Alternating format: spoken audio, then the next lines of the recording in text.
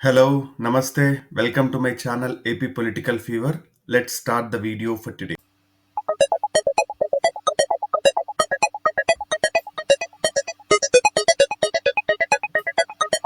So గత 2-3 వారాల నుంచి చూసుకుంటే ఆంధ్రప్రదేశ్‌లో సోషల్ మీడియా అరెస్ట్‌లు విస్తృతంగా జరుగుతున్నాయి. దాదాపు 700 మంది పైన కేసులు పెట్టారు. 2000 మంది పైగా నిఘాలో పెట్టామని చెప్పి డీజీపీ కూడా ప్రకటించిండు. ఇది ఎలా స్టార్ట్ అయింది? ఇది ఎక్కడి దాకా వెళ్తుంది అనేది ఈ వీడియోలో మనం విశ్లేషిద్దాము. పవన్ కళ్యాణ్ గారికి పొద్దున్న నిద్రపోయినప్పుడు కళ్ళొచ్చిందో మరేమో తెలీదు గానీ, టక్కుమని ఈ సోషల్ మీడియాలో మనం అధికారంలోకి వచ్చిన తర్వాత కూడా మనల్ని ట్రోల్ చేయడం ఏంది, మనల్ని ప్రశ్నించడం ఏంది అనుకున్నాడో ఏమో తెలీదు గానీ, టక్కుమని తన బాస్ చంద్రబాబు గారి దగ్గరికెళ్ళి, ఇదేందిది సోషల్ మీడియాలో విచ్చలవిడిగా మాట్లాడుతా ఉన్నారు, ట్రోల్ చేస్తా ఉన్నారు. సో, వెమ్మటనే మనం దీనిపైన ఒక చట్టం తీసుకురావాలా, వీళ్ళందరినీ ఏదో ఒకటి చేయాలా అది ఇది అని చెప్పిండు. ఇంగా చంద్రబాబు నాయుడు గారు కూడా ఆబ్లిగేషన్ మీద ఓకే. ప్లీజ్ గో అహెడ్ అన్నట్టు ఫ్రీ హ్యాండ్ ఇచ్చినట్టున్నాడు. అప్పటి నుంచి అనిత గారికి ఈ ఆంధ్రప్రదేశ్‌లో జరుగుతున్న అత్యాచారాలపైనేమి, లేకుంటే దుమ్మీలపైనేమి, ఇట్లా ఇసుక అక్రమంగా రవాణా చేస్తున్నదైతేనేమి, అవినీతులలో ఏం పట్టించుకోకుండా ఓన్లీ సోషల్ మీడియా దానిపైనే అటాక్ చేస్తా ఉన్నారు. ఈ సోషల్ మీడియా అరెస్టులు స్టార్ట్ చేసిన తర్వాత దాదాపు 3 అత్యాచారాలు బయటకొచ్చినట్టున్నాయి. అయినా దాని మీద ఏం పెద్దగా సాలిడ్ యాక్షన్ లేదు గానీ, దీని మీద మాత్రం డైలీ అప్డేట్‌లు ఇవ్వడం స్టార్ట్ చేసిర్రు.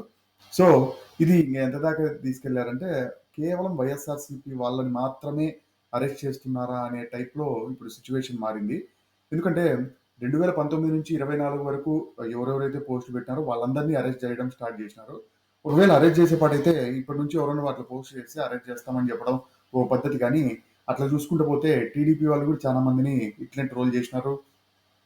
వైఎస్ భారతి గారిని అయితేనేమి, అవినాష్ రెడ్డి గారిని అట్లా చాలా ఘోరంగా ట్రోల్ చేయడం జరిగింది. వాళ్ళందరినీ మాత్రం అందరినీ క్లీన్ చిట్ ఇచ్చి వదిలేశారు. కానీ వైఎస్ఆర్‌సీపీ వాళ్ళని అడ్డగోలుగా అరెస్టులు చేయడం స్టార్ట్ చేసినారు. ఈ ట్రోలింగు, ఈ ఫేకులు ఇట్లాంటివన్నీ ఇక్కడితోనే ఆగినాయా అంటే, మనం చూసుకుంటే మన ప్రధాని నరేంద్ర మోడీ గారిని కూడా ట్రోల్ చేయడం జరిగింది. మెలడీ టీమ్ అది ఇది అని చెప్పి.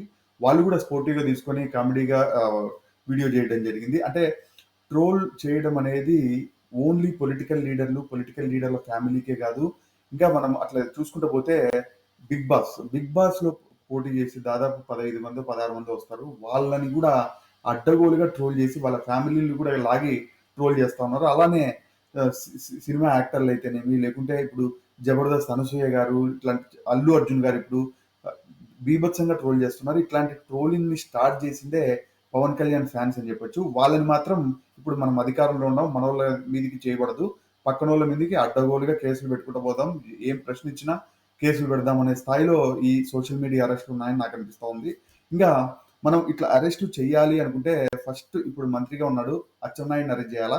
అంటే పవన్ కళ్యాణ్ గారి ఫాదర్ కూడా పోలీసే కాబట్టి పోలీసులందరినీ ఉద్దేశించి మాట్లాడడం జరిగింది. ఆ మాటలు మనం కూడా వీడియోలో కూడా చెప్పలేము. అట్లాంటి మాటలు మాట్లాడిన వ్యక్తి ఇప్పుడు పక్క సీట్‌లో మంత్రిగా కూర్చొని ఉన్నాడు. ఆయన్ని మాత్రం అరెస్ట్ చేసేది లేదు. ఎవరో ఎక్కడో ఏదో సోషల్ మీడియాలో పోస్ట్ చేస్తే దానికి పవన్ కళ్యాణ్ గారు హర్ట్ అయిపోయి ఇప్పుడు అందరిని అరెస్ట్ చేయాలా, 700 మందిని కేసుల్లో తిప్పాలా అని చెప్పి తిరుగుతా ఉంది. ఇట్లాంటివన్నీ ఎలా ముందుకు పోతాయంటే, నువ్వు నేర్పిన విద్యే నీరజాక్షి అన్నట్టు నీకే మళ్ళా తిరిగిచ్చి కొడతారు. ఒకవేళ వాళ్ళు అధికారంలోకి వచ్చినప్పుడు ఇట్లనే టీడీపీ వాళ్ళ సోషల్ మీడియా అరెస్టులు లేకుంటే జనసేన వాళ్ళని అరెస్ట్ చేసుకుంటూ పోతే, జనసేన వాళ్ళకి కనీసం టీడీపీ వాళ్ళనైతే సపోర్ట్ చేయగలుగుతారు. ఎమోషనల్ సపోర్టు లేకుంటే ఫైనాన్షియల్ సపోర్ట్ చేయగలుగుతారు గానీ, పవన్ కళ్యాణ్ గారైతే ఊరికే మా వాళ్ళని అరెస్ట్ చేయొద్దండి అది ఇది అని లొంగిపోయే టైప్‌లోనే ఉంటాడు తప్ప, ఎదిరించి పోరాడి వాళ్ళు అరెస్ట్ అయిదామని చెప్పి తెగించేంతటి నాయకత్వం గాని, గ్రౌండ్ లెవెల్ లీడర్‌లు గాని జనసేన పార్టీలో లేరు. సో, ఇది ఆయన అర్థం చేసుకుంటే ఆయనకే మంచిదని నాకనిపిస్తా ఉంది.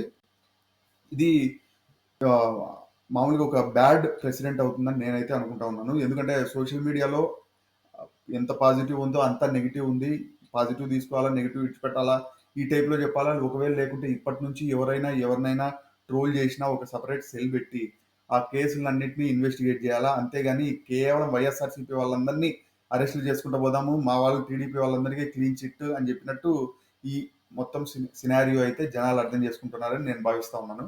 దీని మీద మీ అభిప్రాయం ఏందో కామెంట్ చేయండి. అలానే please subscribe to my channel. Have a good day. Thank you. By.